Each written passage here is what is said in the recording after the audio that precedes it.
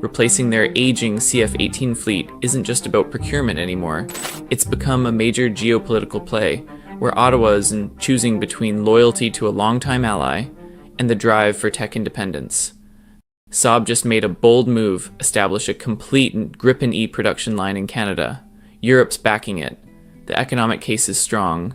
And Washington, they never saw this shock coming. March 2025, Prime Minister Mark Carney ordered a complete reevaluation of the fighter jet procurement program. This decision didn't come from impulse. It's the result of years of heated debate over runaway F-35 costs and deepening tech dependence on the US. The industry minister publicly backed looking at alternatives. Analysis ran through September. Then the bombshell dropped. Saab isn't just proposing to sell jets. They want to build a full-scale production facility right in Canada. Not simple assembly from imported parts. We're talking complete manufacturing from carbon composite airframes, avionics, electronic warfare systems, to radar and flight control computers. The projected numbers, 10,000 long-term aerospace jobs. Independent upgrade rights, full control over software source code, and most important export capability without needing Washington's approval. This isn't just a sales deal, it's a fundamental strategic shift. Canada won't be a dependent customer anymore. They'll become a production hub serving not just the Royal Canadian Air Force, but Ukraine, NATO, and any allies needing modern fighters. The Conservative Party's response came immediately. They're worried about existing F-35 contracts, about current jobs in the JSF program. But when you weigh it out, domestic economic benefits are tilting hard toward Gripen. Look at the real numbers. Canada's F-35 program is estimated to burn through 27 billion Canadian dollars for 88 aircraft. Sounds reasonable for a major defense contract. But dig deeper and the picture gets bleak. Canada joined the Joint Strike Fighter program back in 2007.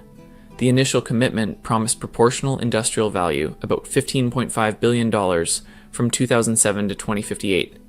Sounds impressive until you realize this is just a subcontractor role. Canadian companies produce small components, following Lockheed Martin's designs, with no control rights, no independent upgrade capability. With Gripen, the story is completely different. A full-scale facility means Canada controls the entire process. Bombardier builds the airframes. CAE develops the avionics systems.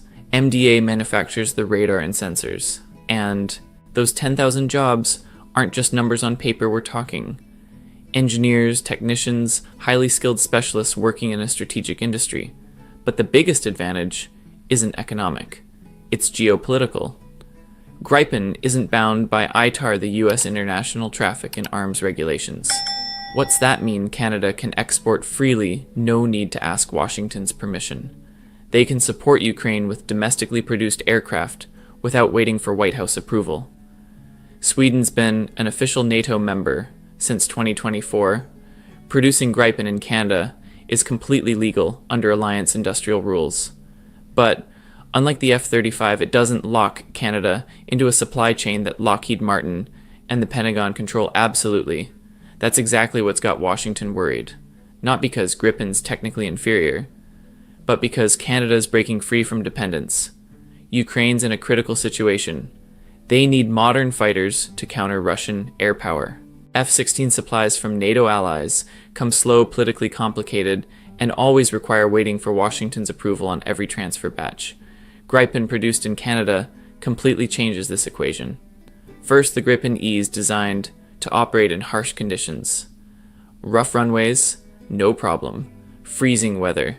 That's exactly the environment it was born to conquer. The ability to deploy dispersed from small bases, even from modified highway stretches, that's precisely what Ukraine needs in modern warfare. Second, no ITAR means Ottawa can decide exports independently. No need to consult the US, no negotiating each shipment. Canada becomes an autonomous supplier to Kiev. NATO countries in Europe are backing this idea. They clearly see the benefit of a second source